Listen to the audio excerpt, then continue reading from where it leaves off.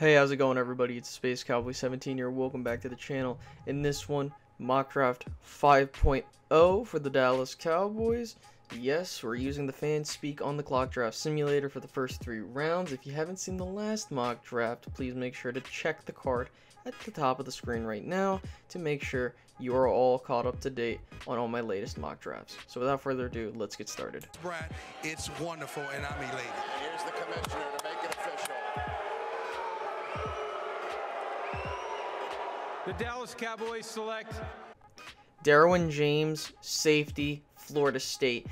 Okay, so I decided to take Derwin James here at 19, mainly due to the fact that Roquan Smith wasn't on the board, Vita Vea wasn't on the board, but that doesn't mean that he's not atop my draft board.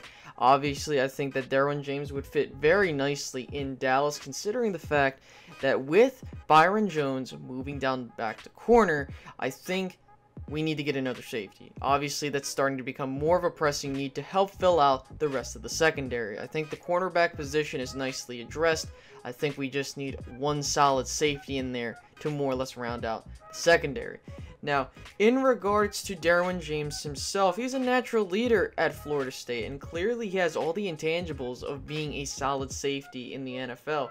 Has speed, athleticism, has very great pursuit in regards to his play. Now, there are a couple things that I'm a bit weary about. I will say that he tends to not have his eyes on the quarterback as much as you would want in a safety, and he more or less focuses on his receivers as opposed to when he has to look at the quarterback in order to make a play on the ball. Now, I will admit that yes, that sometimes isn't necessarily the biggest thing when it comes to a safety. More so a corner needs to worry about that. But then again, you have to keep in mind that we need to make sure that he is capable of not only playing the high safety role, but also moving around the field as well. So, in regards to his health, he has had a very bad knee injury. Now, it didn't involve an ACL tear, it more so had to deal with the knee itself. And that might turn some people away, but granted, I think that's not going to really matter. So yeah, I think that Derwin James would be a solid pick here for the Cowboys. It's wonderful and I'm elated. And here's the commissioner to make it official. the Dallas Cowboys select Mark Andrews, tight end, Oklahoma. Yes, once again, I decided to pull the trigger on Mark Andrews in the second round. For the most part, it's the same reasoning I've had for taking him the other times. I want a tight end that can stretch the field. Now, I want to explain what I mean by that because I want to make sure people understand what I mean by that phrase. When I mean by stretch the field, I don't mean get 80-plus yard touchdowns every single game. No. What I mean by stretch the field is I want a tight end that can make big plays alongside the receivers making big plays. Basically, make the tight end a receiving threat. Now, that doesn't mean we have to have a 100-yard receiving tight end every single game. No, I just want a tight end that can make big plays, similar to a Travis Kelce, Rob Gronkowski. Now, I'm not saying he is similar to them, but that's just an example of what I kind of want to see in a tight end, you know, as a goal. Now, in regards to his weaknesses, yes, he does appear slow in regards to being a receiving threat.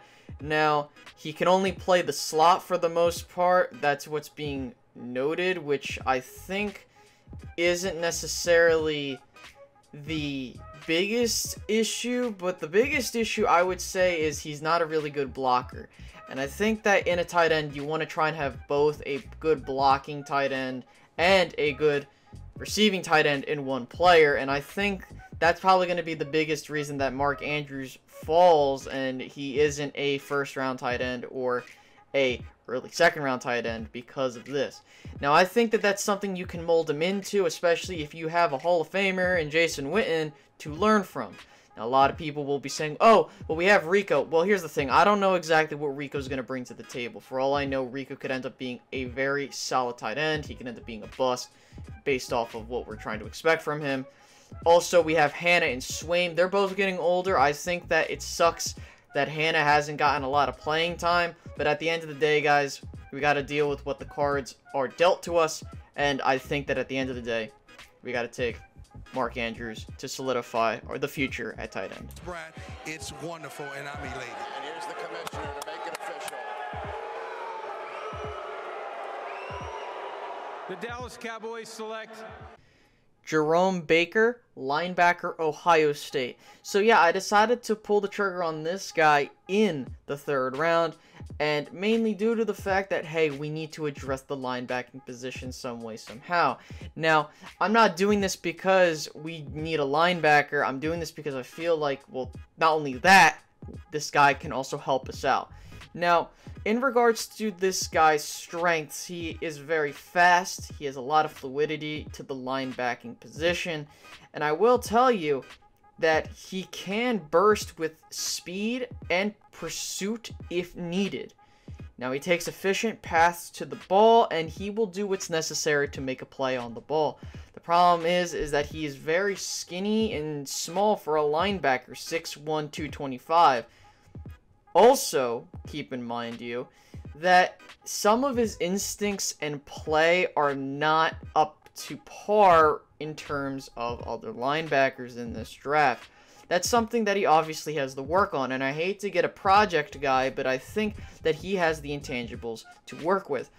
Another key note with this guy is that a lot of people are saying that he could play the weak side linebacking position in a 4-3 defense, which we need a linebacker that can do that. Why? Because we don't know if Sean Lee can stay healthy anymore. Now, I'm not saying that this guy would be the savior and be Sean Lee's understudy based off of what I've been seeing from him, but I will say he does have the intangibles to work with. It's just a matter of, can that potential come together and become something special? And I think that it's a very, very decent possibility, but again, I don't know. So guys, that has been my mock draft 5.0. What do you guys think?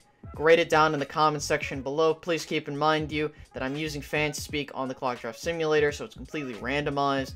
So yeah, make sure you also post your mock drafts. I want to see what you guys have to offer as well. I hope you guys enjoyed this. I will be seeing you guys later. Bye bye, guys.